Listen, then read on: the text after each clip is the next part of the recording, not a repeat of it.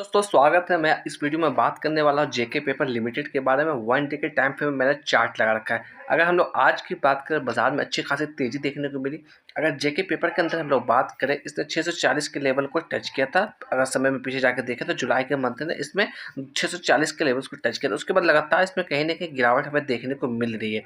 अगर हम लोग इसके अंदर नंबर्स की बात करें, क्वार्टर के नतीजे इसके आ चुके हैं, तो नंबर्स इसके एज ए एक्सपेक्टेड नहीं रहा है। तो कहीं ना कहीं स्टॉक्स में अभी आपको और गिरावट हमें देखने को मिलेगी। अगर ऊपर के स्तर पर किसी ने बाय करके रखा होगा तो उन्हें कहीं ना कहीं अभी और लॉस देखने की मिल सकती है। अगर बाजार में अनएक्सपेक्टेड वाली तेजी रही तो फिर वेल एंड गुड है। अदरवाइज अगर जहां भी बाजार में कहीं थोड़ी बहुत नेगेटिविटी आती है तो वहां पे कहीं ना कहीं जेके पेपर के अंदर और भारी गिरावट हमें देखने को मिल सकती है डाउन साइड में। अगर हम लोग सपोर्ट की बात करें तो ये लेवल्स जो आप देख रहे हैं, जहाँ पर ट्रेड करता हुआ दिख रहा है, ये स्टॉक ठीक 450 के आसपास ट्रेड करता हुआ दिख रहा है। बस ये एक अच्छा सपोर्ट के तौर पे यहाँ पर निकलता हुआ रहा। अगर इस लेवल्स को तोड़ता है ये स्टॉक्स तो फिर कहीं ना कहीं आपको 400 का लेवल्स देखने को मिल सकता है इस स्टॉक्स के अंदर।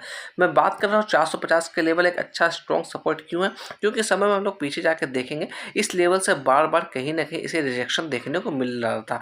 तो ये जो लेवल जहाँ से रिजेक्शन देखने को मिल रहा था वो उस वक्त कहीं ना कहीं एज अ रेजिस्टेंस के तौर पर काम कर रहा था।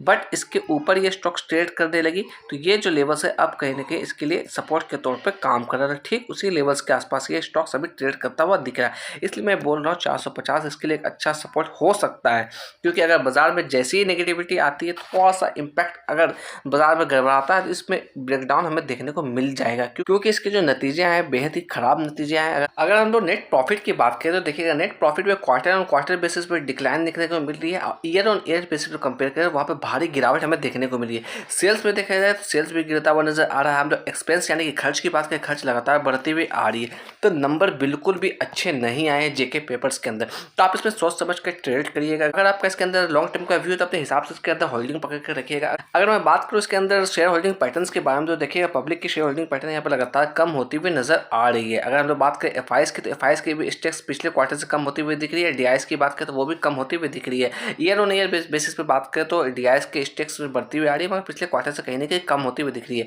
अगर हम लोग बात करें प्रमोटर्स के स्टेक्स लगातार कंसोलिडेटेड जोन पे काम करती हुई दिख रही है। अगर हम लोग कुछ और चीज़ों को बात कर ले तो यानी कि डिविडेंड की बात करें, देखिए 5 रुपये प्रति शेयर के हिसाब से डिविडेंड दिया इसने 20 अगस्त 2024 को। अगर हम लोग बात करें 16 फरवरी 2024 को तो वहाँ पर 3.5 रुपये का डिविडेंड दिया, यानी कि साल में कहीं ना कहीं आपको 2 बार डिविडेंड लगातार देती हुई आ रही है। पिछले साल की बात करें 2023 में वहाँ पर भी 8 रुपये का डिविडेंड दिया था। अगर हम लोग बात करें इसके अंदर टेक्निकल्स की यानी कि रिटर्न्स की बात करें तो पिछले एक वीक से लगभग 1% की तेजी देखने को मिली। पिछले एक महीने से कंपेयर करें 7.5% की गिर चुका है। पिछले 3 महीने से बात करें 4.5% की नेगेटिव रिटर्न है। पिछले 6 महीने से बात करें 17.5% की तेजी दिखाई दे रही है इस स्टॉक्स के अंदर। पिछले 2 साल से हम लोग बात करें सिर्फ और सिर्फ 13% की तेजी है पिछले 2 सालों में। तो आप देख सकते हैं टेक्निकल्स यानी कि रिटर्न्स के नाम पे कुछ खास आपको पैसा यहाँ पे जनरेट करता हुआ ये नहीं दे रहा है। पिछले एक साल में सिर्फ और सिर्फ 18% का ही रिटर्न इसने बना के दिया है। अगर पिछले एक महीने से हम लोग बात करें 7.5% नेगेटिव ये रिटर्न दे रखा है। तो जेके पेपर्स के अंदर अगर मैं बात करूँ तो जिस तरह के रिजल्ट आई है तो कहीं ना कहीं इसका इम्पैक्ट इसके ऊपर जल्दी पड़ने वाला, ये गिरावट भारी रहने वाली है। ये स्टॉक्स कहीं ना कहीं आपको 400 के लेवल के पास जाता हुआ डेफिनेटली दिख सकता है, क्योंकि 450 का एक अच्छा लेवल्स है, क्योंकि बार बार इस लेवल से इसमें कहीं ना कहीं रिजेक्शन देखने को मिला था। तो अगर इस लेवल्स को तोड़ता है तो फिर ये स्टॉक्स आपको 400 के पास डेफिनेटली जाता हुआ दिख सकता है। मैं यहाँ पर किसी भी तरह का बाय या सेल का रिकमेंडेशन नहीं दे रहा हूँ, आप सोच समझ के इसके अंदर ट्रेड करें।